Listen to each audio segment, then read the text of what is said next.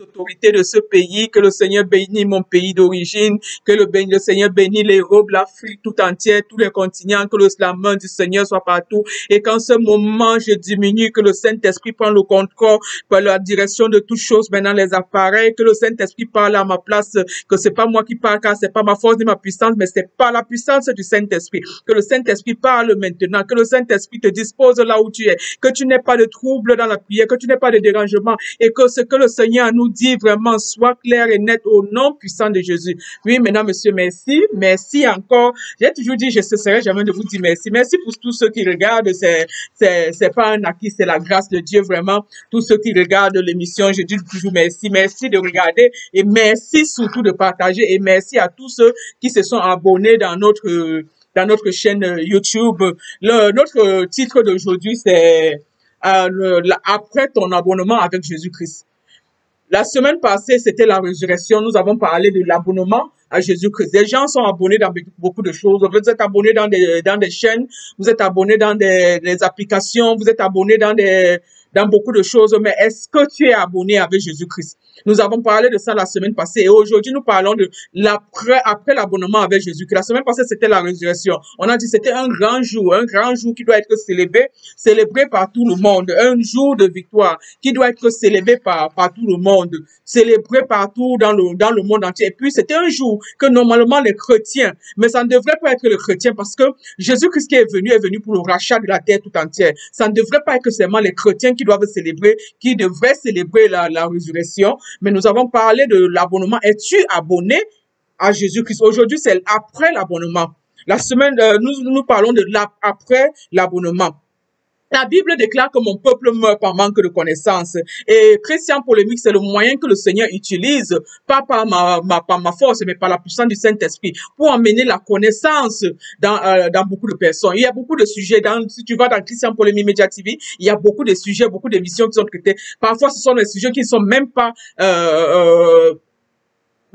enseigné à l'église, mais le Seigneur a voulu que nous utilisions cette émission pour parler de ces sujets terre à terre et nous le parlons dans un langage très clair, dans un langage simple, afin que même la grand-mère, n'importe qui peut comprendre, qui suit, peut entendre ou bien comprendre ce que le Seigneur veut nous expliquer. Donc, je disais que la Bible nous dit, et puis je dis encore, Christian Polémique n'est pas là pour juger une personne. C'est pas une émission qui juge quelqu'un. Même le Seigneur ne nous a pas demandé de venir juger quelqu'un. Ça, c'est la partie au Seigneur. Le Seigneur est en train d'amener, ce sont les enseignements. Quand Jésus marchait, Jésus enseignait, il guérissait, il faisait beaucoup de miracles, mais il parlait aussi beaucoup en parabole. À ses disciples en arrière, il expliquait des choses en profondeur. Christian Polémique, c'est un peu des choses en profondeur que le Seigneur veut nous expliquer, par rapport à la parole de Dieu. La parole de Dieu, c'est la même chose. La parole de Dieu ne change pas. Et en plus, Christian Polémique, ce n'est pas là pour juger. C'est juste un enseignement, une connaissance de plus que le Seigneur est en train de donner. Et nous devions la comprendre par la foi.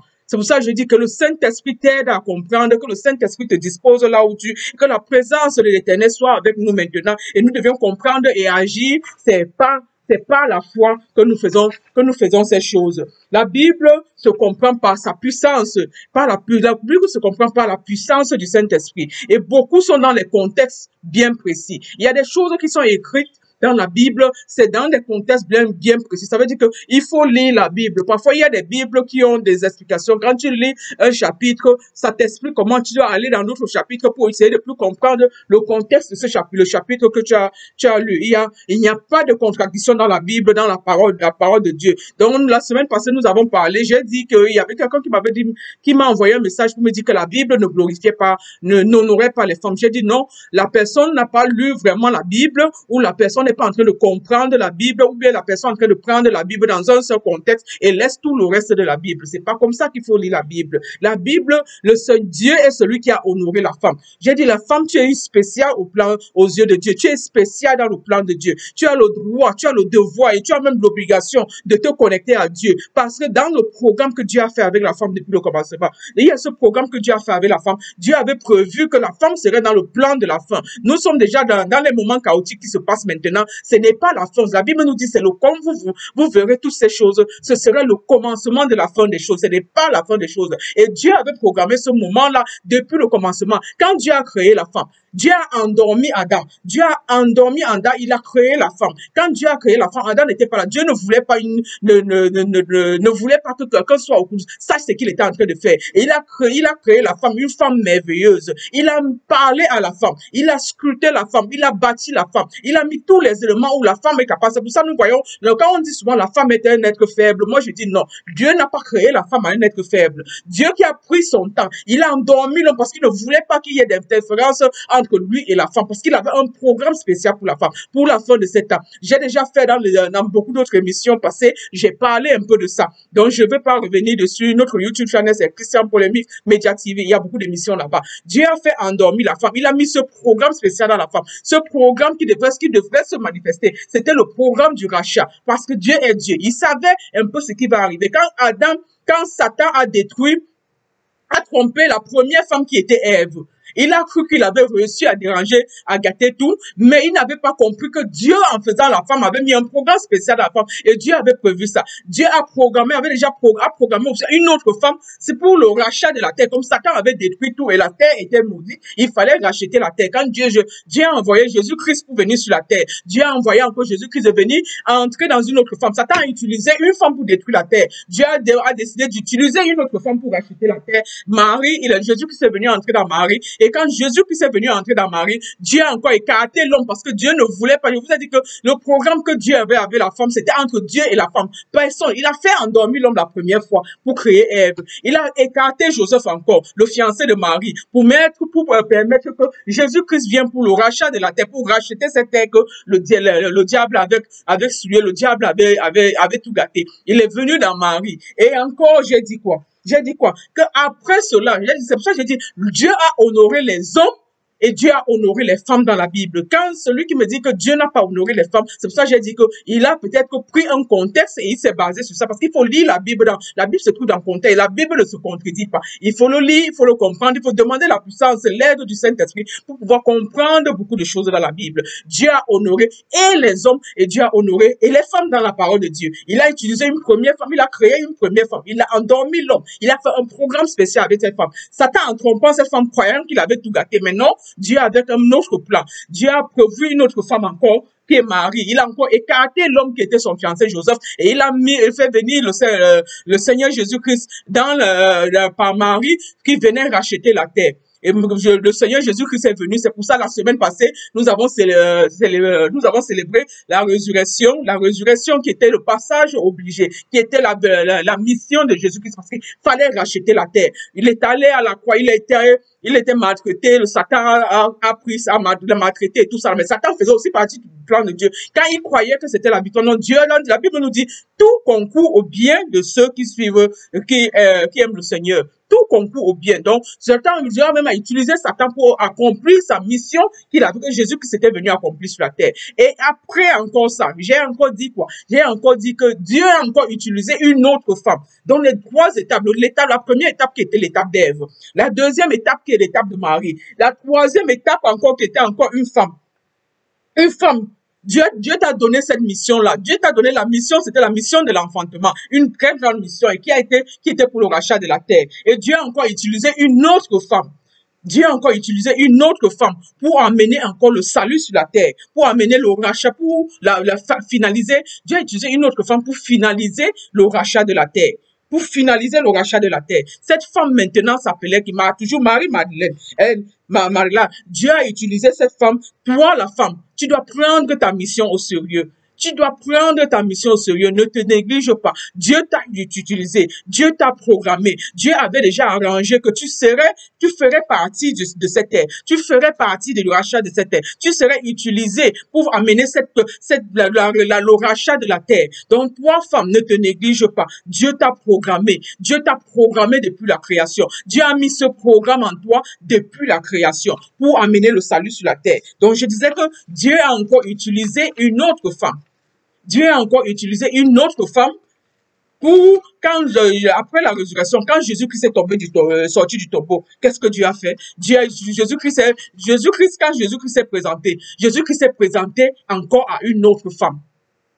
C'était encore à une autre femme que Jésus-Christ s'est présenté. Quand elle est venue, elle a trouvé que le tombeau était vide. Elle était triste, elle est allée appeler les disciples. Les disciples sont venus, ils ont constaté que le tombeau était vide. Mais ils étaient tristes et ils pleuraient. Mais Dieu avait déjà programmé tout cela. Jésus-Christ, quand ils sont partis pour dire qu'on a volé Jésus-Christ. La femme Jésus-Christ s'est présentée à une autre femme. Dieu a donné cette mission à une autre femme. Toi, la femme, tu as reçu la mission. C'est pour ça que je dis, tu as le droit, tu as le devoir et tu as même l'obligation de te connecter à Dieu. Tu as l'obligation de rester avec Dieu. Tu as l'obligation de rester avec Dieu, toi la femme. Dieu a encore utilisé une autre femme. Quand Jésus-Christ est sorti du tombeau, il s'est présenté encore à une autre femme. Jésus s'est présenté à une autre femme pour annoncer la bonne nouvelle. Jésus-Christ a encore utilisé une autre femme pour aller annoncer la bonne nouvelle.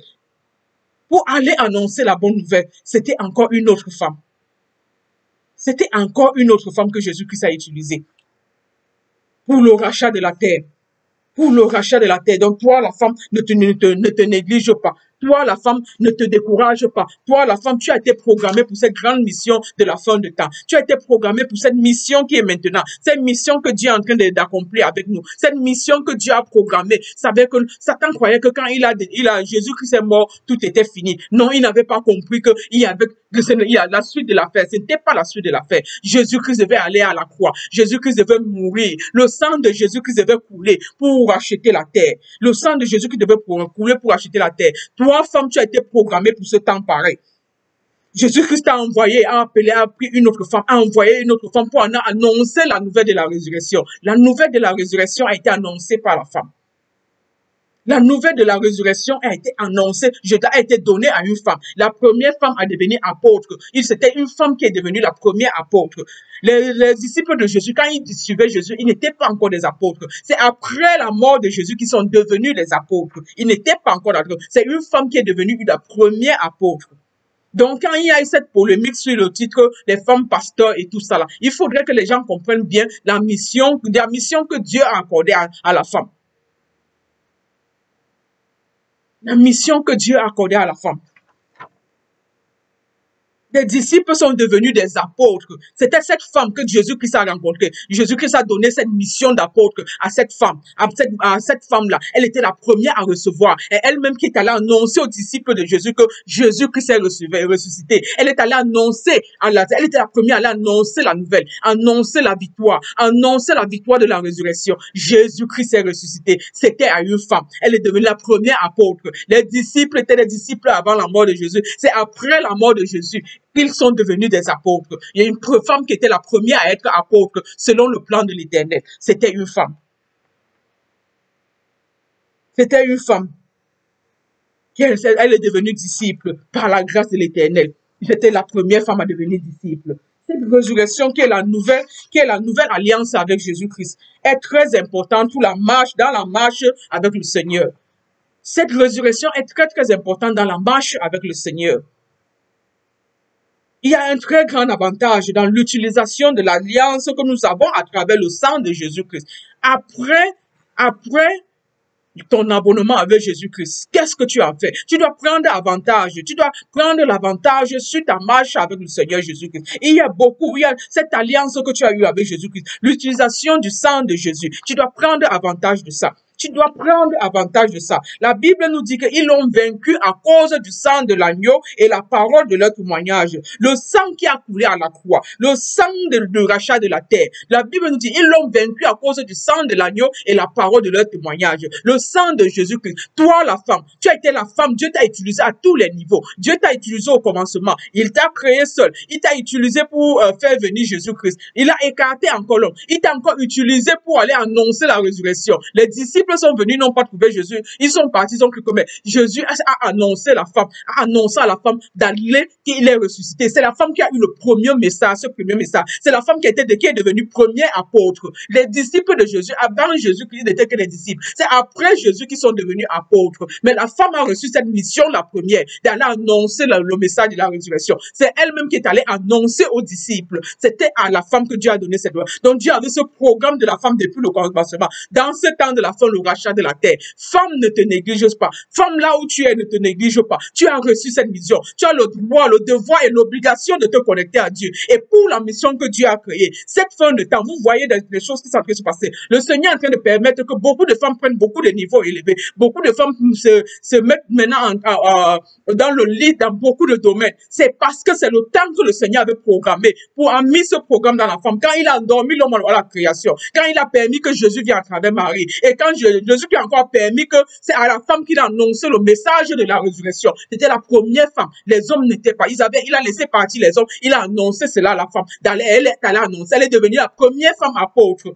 Elle était la première femme apôtre d'aller annoncer le message de la résurrection. C'était à une femme. Toi, la femme, tu es un élément très important. Ne te néglige pas. Le Seigneur est en train de nous amener les femmes dans beaucoup de domaines. Nous devions faire, le Seigneur veut utiliser les femmes. Les hommes sont honorés dans la parole de Dieu, mais les femmes aussi sont honorées parce que les femmes ont été programmées depuis le commencement, quand Dieu a créé la femme. C'est pour ça qu'il avait fait dormir l'homme pour créer la femme. Parce qu'il avait un grand programme avec la femme. Quel que soit le domaine où tu te trouves, prends le contrôle, fais la mission. Tu as le devoir, l'obligation.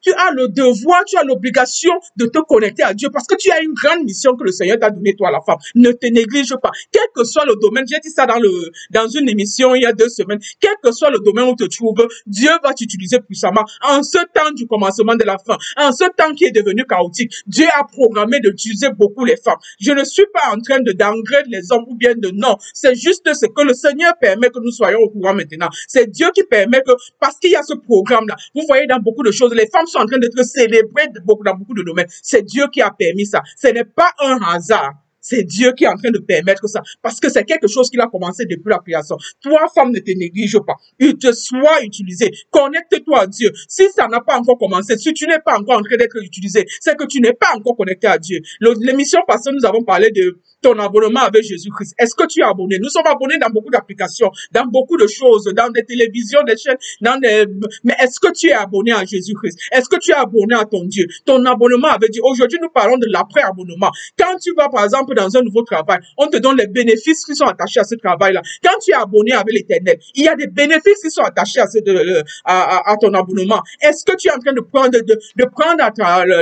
l'avantage de tes bénéfices? La Bible dit, ils l'ont vaincu à cause du sang de l'agneau et la parole de leur témoignage. Le nom de Jésus-Christ, tu l'as vaincu à cause du sang de l'agneau. La victoire de la résurrection. C'est le sang qui a coulé. Ça, c'était la victoire. Dimanche passé, la résurrection, tout le monde a célébré. Mais est-ce que, après la résurrection, quoi d'autre? Tu t'es arrêté là? Non, ça ne devrait pas. Tu ne devrais pas t'arrêter là. Tu dois continuer. Prendre ton avantage avec le Seigneur. Tu dois prendre ton avantage avec le Seigneur. Quand tu es programmé pour le rachat de la terre, pas seulement les femmes, mais aussi les hommes. Tout le monde aujourd'hui, nous devions prendre parce que l'ennemi est là. L'ennemi était programmé pour détruire la terre.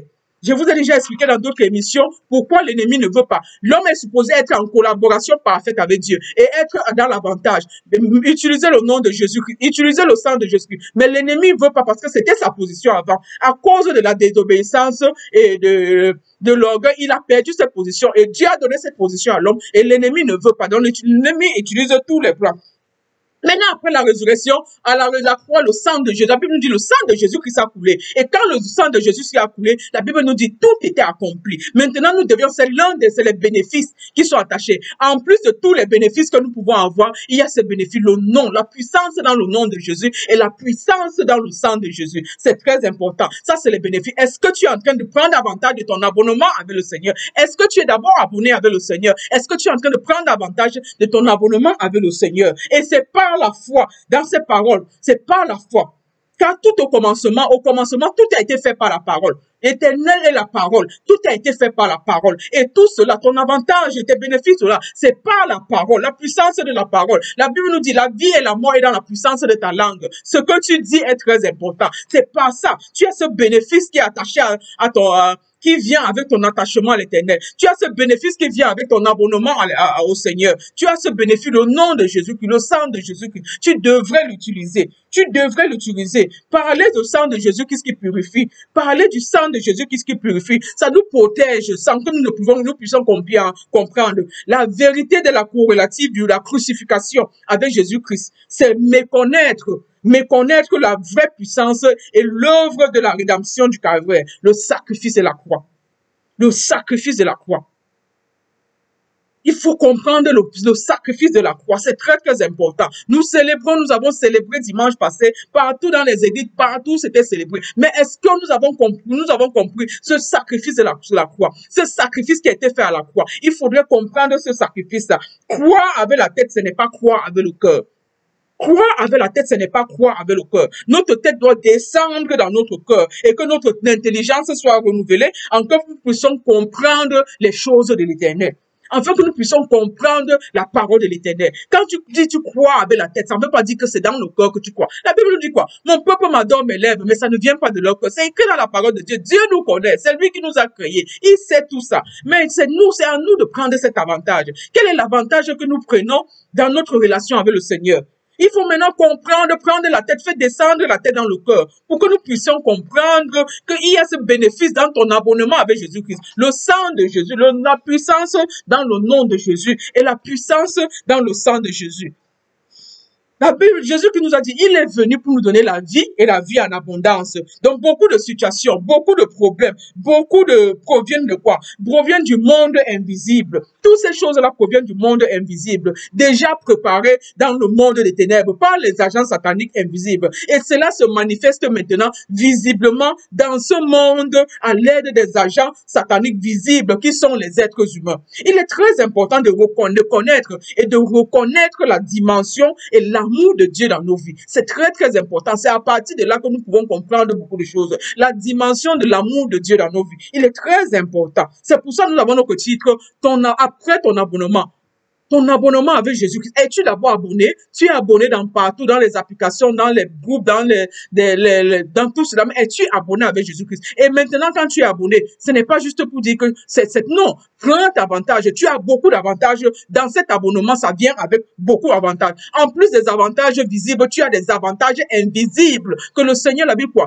Son nom est éternel, Dieu des armées. Il combat le combat visible et invisible. Donc, il y a beaucoup ces avantages invisibles que le Seigneur, si on ouvre tes yeux pour voir ce que les problèmes que le Seigneur t'épargne, tu ne pourras pas croire. Donc, il y a tous ces avantages qu'il faut prendre avec le Seigneur. Il faut prendre, ne t'arrête pas seulement de dire que je crois, j'ai accepté le Seigneur, je crois en Dieu, mais tu as beaucoup d'avantages. Tu as beaucoup d'avantages. Ta vie avec l'Éternel, la puissance dans le nom de Jésus, la puissance dans le sang de Jésus. Il faut utiliser tous ces avantages. Ce sont des avantages que le Seigneur te donne à toi. Il faut l'utiliser. Le nom et le sang de Jésus. Cela, c'est dans la prière.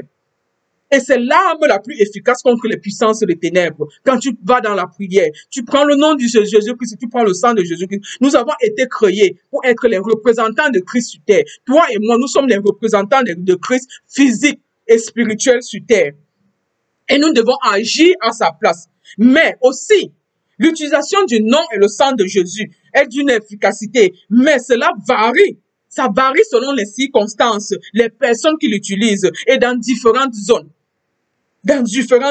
Car il y a des règles bien précises à utiliser, à enseigner dans la Bible sous le contrôle du Saint-Esprit. C'est de la même chose quand tu commences un travail, on te dit voici les bénéfices attachés à ce travail. Ça, c'est très bien. Il y a des bénéfices attachés, mais tu ne peux pas utiliser ces bénéfices. C'est dans un cadre bien précis, avec des règles bien précises. C'est la même chose avec Dieu. Il y a beaucoup d'avantages attachés quand tu te connectes avec Dieu, quand tu t'abonnes avec Dieu, quand tu donnes ta vie à l'Éternel. Mais c'est dans des cadres bien précis et tu dois être aidé par le Saint-Esprit. Mais tu dois le connaître parce que c'est très important de prendre connaissance de ça. Car la Bible nous demande de ne pas faire, nous ne devions faire dans les prières. Nous devions faire des prières et des supplications selon la parole de Dieu. Dieu se met derrière sa parole pour l'accomplir. La Bible se met derrière sa parole. Il n'est pas un homme pour mentir, il n'est pas un homme pour se repentir. Il se met derrière sa parole. La parole de Dieu, c'est un autre bénéfice que nous avons. Le nom de Jésus-Christ, c'est un bénéfice que nous avons. Le sang de Jésus-Christ, c'est un bénéfice que nous avons. La prière, c'est un autre moyen que nous devions utiliser.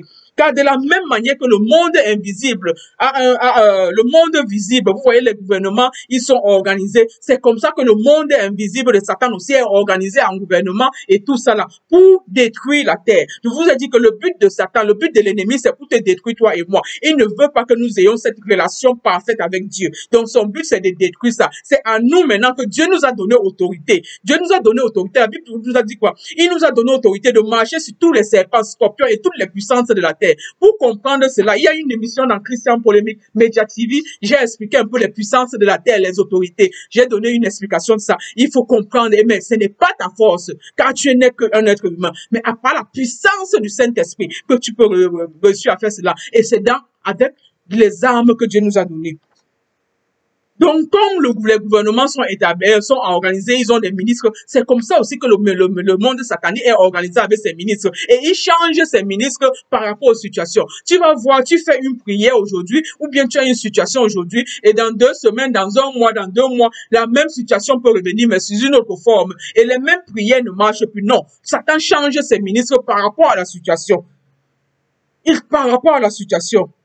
Et aujourd'hui même, il est possible que nous soyons confrontés à plus de fortes puissances sataniques. Parce qu'il ne veut pas, au fur et à mesure que le monde change, il ne veut pas que nous ayons accès à l'avantage parce que le Seigneur renouvelle ses bontés dans nos vies chaque jour. Il renouvelle ses bontés dans nos vies chaque jour. Et le Satan change ses tactiques pour nous empêcher d'avoir accès aux bontés de l'Éternel. Mais la puissance du sang de Jésus-Christ est à notre disposition. La puissance du sang de Jésus reste le même et ça ne change pas. Donc nous devons l'utiliser. Nous devons nous update.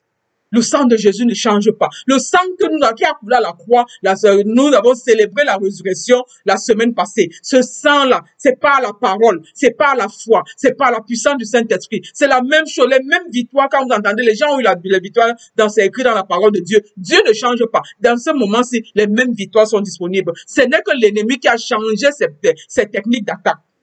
L'ennemi a changé ses techniques d'attaque pour nous empêcher d'avoir les mêmes victoires que dans le temps. Mais Dieu n'a pas changé, il agit toujours de la même façon.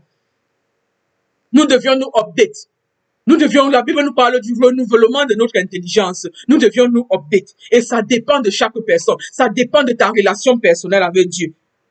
Nous devons être plus seulement, nous ne devions pas seulement compter sur les relations avec les serviteurs de Dieu, avec les prophètes, les pasteurs, avec les servantes, tout cela. Mais la plus importante devient ta relation personnelle avec Dieu. Parce que de notre jour maintenant, Satan a changé ses tactiques d'attaque, ses tactiques de blocage, ses tactiques pour empêcher les gens de se connecter avec Dieu, de vivre cette vie-là des bontés de l'Éternel. Qu'il utilise même ses prophètes, il utilise même ses pasteurs, il utilise même ses apôtres, il utilise tous ceux qui sont là pour emmener l'homme. Le monde est corrompu actuellement. Et c'est biblique. La Bible a dit que dans le temps de la fin, vous verrez toutes ces choses. Vous verrez même des gens qui vont venir dire que Seigneur, Seigneur, Seigneur, mais ils ne viennent pas de Dieu. C'est écrit dans la Bible. Il n'y a rien de nouveau sur cette terre. Tout ce qui se passe maintenant, ça a été écrit dans la Bible. Rien n'est nouveau sur ce soleil. Tout ce qui se passe a été programmé dans la Bible. Mais maintenant, c'est ta relation. Tu dois développer.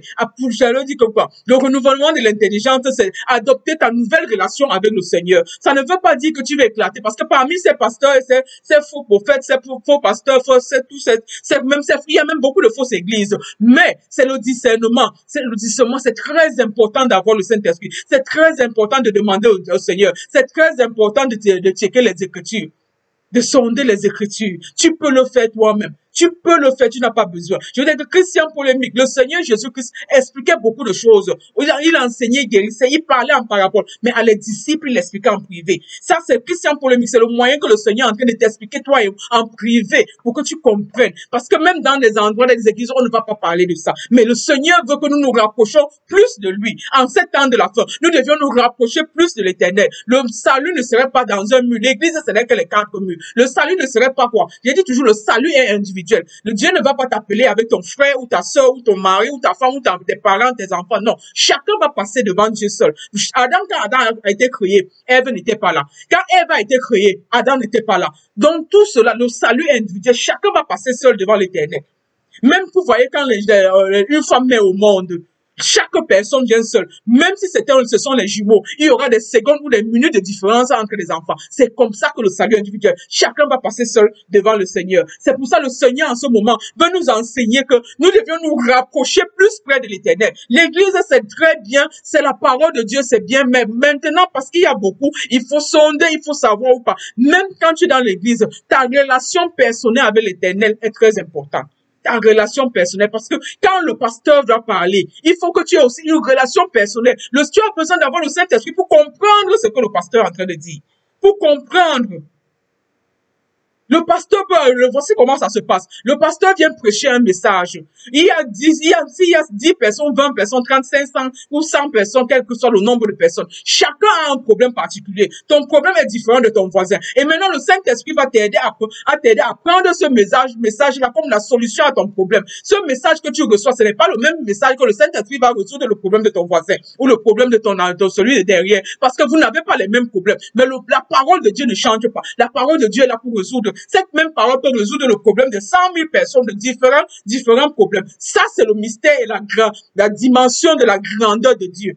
Ça, c'est le mystère et la dimension de la grandeur de Dieu. Donc, il faut cette relation personnelle-là avec Dieu. Il faut le développement de cette relation personnelle avec Dieu. Car Dieu même le dit. Dieu même nous dit quoi? Réveille ma mémoire. Plaide toi-même ta cause. Parle toi-même à Dieu pour te justifier. Dans la parole de Dieu, nous dit quoi? Dieu lui dit, réveille ma mémoire. Il connaît, mais Dieu a besoin qu'on vienne se mettre devant lui, qu'on développe ses... Parce qu'il nous a créés en collaborateur. Ça, c'était son plan. Il nous a pas créé que nous soyons à gauche, il soit à droite. Non, il voulait être avec nous. Dieu nous a tant aimés.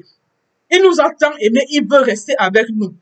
Où es-tu? Après, es-tu abonné à ce Jésus-Christ? Où est-ce que tu as mis ton abonnement? Après cet abonnement-là, qu'est-ce que tu fais de ça? Tu dois maintenant, après la résurrection, le sang de Jésus-Christ a coulé pour nous racheter. Il a dit, tout a été accompli. Le Satan est vaincu. Maintenant, qu'est-ce que tu fais de la mort de Jésus-Christ? Qu'est-ce que tu fais? On a célébré la résurrection. Qu'est-ce qu'on fait maintenant après la mort de Jésus-Christ? C'est pour ça le titre de notre mission, c'est après ton abonnement avec Jésus-Christ. Qu'est-ce que tu fais? Il y a des bénéfices qui sont attachés. Est-ce que tu es en train d'utiliser ces bénéfices-là? Dieu veut que tu aies une relation personnelle avec lui. Que tu ne comptes plus seulement sur les hommes parce que beaucoup d'hommes sont devenus, le diable a fait entrer beaucoup la corruption dans beaucoup de domaines. Dieu veut que tu développes ces relations particulières avec lui. Il dit, rappelle à ma mémoire, toi-même viens plaider ta cause devant Dieu. Rappelle à ma mémoire, rappelle à Dieu ses promesses. La prière, dans la prière c'est parler et écouter Dieu. Dans la prière, ça c'est un élément important que le Seigneur a mis dans notre main. Parler et écouter Dieu. La prière, c'est la première des choses à faire. Vers quand tu as la connaissance de l'Éternel, c'est dans la prière. La prière, c'est reconnaître la présence de Dieu dans ta vie. Parler et écouter Dieu. Le premier pas vers la connaissance de Dieu. La reconnaître, c'est quoi? Reconnaître la présence de Dieu. Quand tu pries, ça veut dire que tu reconnais la présence de Dieu dans ta vie. La prière aussi, c'est quoi? C'est saisir les promesses de Dieu. Et te rappeler que Dieu t'a donné des promesses. La prière, c'est le moyen par lequel l'homme aussi peut toucher le cœur de Dieu. La prière, c'est le moyen que tu peux toucher le cœur de Dieu. La prière, c'est réveiller Dieu pour avoir cette communication avec lui. Et c'est pour cela notre attitude pendant la prière est aussi importante. On doit développer ce culte personnel qui est très important. Ce que Dieu a dit, plaide toi-même ta cause. Rappelle-moi. Même si tu as dit à demander quelque chose à Dieu hier, la Bible dit quoi? Rappelle. Tu dois rappeler à ce Dieu-là. Il ne t'a pas dit d'aller parler à ton frère ou ta frère. Mais le temps que tu vas parler à ton frère, tu pouvais parler à ce Dieu-là. Dans la prière, c'est de parler et écouter Dieu. La prière, c'est reconnaître la présence de Dieu. C'est de reconnecter à Dieu. C'est de saisir les promesses de Dieu. C'est de rappeler à Dieu ses promesses. C'est le moyen que l'on peut toucher le cœur de Dieu. Et c'est pour cela notre attitude avec un développement, un personnel, c'est très important. C'est très important avec ce Dieu. C'est très important notre attitude. Quand nous parlons, Dieu nous écoute. Quand Dieu nous parle, on doit écouter. Et tout cela, c'est dans la prière. C'est dans la prière, dans la méditation. Tu n'as pas besoin d'une troisième personne. Quand Dieu a créé l'homme, Dieu était avec l'homme. Je suis toujours en train de dire qu'on a un Dieu dimensionnel. Dieu est dimensionnel. Le corps, il a dit quoi? Créons l'homme à notre image et à notre ressemblance. L'homme, Dieu le Père, Dieu le Fils et Dieu le Saint-Esprit. Dieu, 3 personnes, 3 dimensions. Et quand il a créé l'homme en 3 dimensions. L'homme, le corps, l'âme et l'esprit. C'est comme ça qu'il a créé l'homme. Il a créé cet homme. Il a dit à notre image, à notre ressemblance. Maintenant, quand il a créé l'homme, c'était pour ce rapprochement-là, cette collaboration entre l'homme et Dieu. C'est cette collaboration-là que Dieu est encore en train de nous demander aujourd'hui. Au commencement, je vous ai créé seul. Je vous ai créé à mon image, à ma ressemblance. Mes bontés se renouvellent s'élever dans votre vie chaque jour. Revenez dans votre premier amour. Revenons dans notre premier amour. Cette collaboration directe avec Dieu, c'est ça que Dieu est encore en train de nous demander aujourd'hui. En ce temps de la fin, en ce temps où tout est en train de... Tu ne connais même plus si la couleur blanche, c'est la couleur blanche, ou la couleur noire, c'est la couleur noire. Dieu est en train de nous rappeler à lui. Remettons-nous à Dieu dans la prière, qui est la collaboration avec Dieu. Quand nous parlons, il écoute. Quand il parle, nous devons l'écouter. Quand il parle, nous devions l'écouter. Et Dieu parle toujours. Dieu parle toujours. Peut-être dans l'émission de dimanche de la semaine prochaine, je vais un peu plus développer ça. Dieu parle toujours. Nous devions respecter. Il y a certains principes à respecter pour ce rapprochement avec Dieu, pour ce développement avec Dieu. Il y a ces principes qui sont nombreux, c'est nombreux et variables. Il y a le principe du matin. Parler à Dieu avant toute chose, avant de faire toute chose, parler d'abord à Dieu. On appelle ça le principe du matin. Maintenant, il y a le principe du silence. Se taire, savoir se taire pour écouter à Dieu. Ça, c'est le principe du silence. Il y a plusieurs principes pour être en communication avec Dieu. Le premier principe, le principe du matin. Parler à Dieu avant toute chose. Maintenant, il y a le principe du silence. Savoir se taire et écouter Dieu. Il y a le principe du ventre vide. Ça veut dire quoi? C'est jeûner. Jeûner pour permettre à son esprit de dominer sur la chair. Parce que quand nous mangeons, nous nourrissons le corps. Nous avons été faits du corps, l'âme et l'esprit. Nous avons besoin que le corps diminue afin que notre esprit monte et que le Saint-Esprit se mouve facilement en nous. Afin que la chair ne prenne pas le dessus sur nous, sur l'esprit. Pour garder, pour être en communication, cette communication avec Dieu. Ça, c'est le principe du ventre vide. Il y a encore le principe de la position. Quelle est la position que tu veux prendre? Tu es un adorateur de Dieu. Ton Dieu, c'est ton Dieu. Tu utilises une position pour te mettre avec ce Dieu-là. Quelle est la position d'adoration de Dieu que tu veux prendre? Soit tu peux te prosterner, soit tu peux te mettre debout, tu peux te mettre à genoux, tu peux te coucher. Le plus important, c'est le cœur. Dieu voit au cœur, la disposition du cœur. La disposition du cœur, c'est très important. Ça, ce sont les principes d'intimité pour créer cette intimité avec Dieu. Et il y a le principe de la patience. Le principe de la patience. J'ai parlé le principe du matin.